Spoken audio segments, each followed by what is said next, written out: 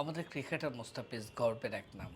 সে যখন চেন্নাইয়ে খেলছিল তখন তার জার্সিতে খুব স্বাভাবিকভাবেই অ্যালকোহলের বিজ্ঞাপন ছিল, অন্যদেরও থাকে। তখন সে চেন্নাই কর্তৃপক্ষকে বলেছে যে, "আমার জার্সিতে যদি অ্যালকোহলের ছবি থাকে আমি খেলব না।"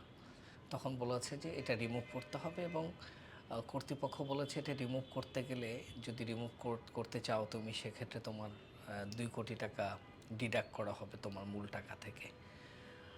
তো তখন মোস্তাফিজ খুব চমৎকার একটা উত্তর দিয়েছিল। সেটি হচ্ছে, আ ৳2,০০,০০,০০০ যদি কেটে যায়, কাটা হয়, এতে আমার কোনো প্রবলেম হবে না। কিন্তু আমার যদি ঈমান কাটা যায় তাহলে অনেক বড় প্রবলেম। সো ঈমান ফার্স্ট। পবিত্র মাহে রমজান চলছে। আমরা চেষ্টা করব ঈমানটাকে মজবুত করবার, মানুষের জন্য কিছু করবার। এই মাসের ইবাদত আল্লাহর কাছে সবচেয়ে বেশি প্রিয়। দান খয়রাত করার। আশেপাশে অনেক মানুষ আছে, খুব কষ্টে আছে। আপনি তো ভরপেট সাহারি খাচ্ছেন, ইফতার খাচ্ছেন। এই মানুষগুলোর জন্য কিছু করার চেষ্টা করি।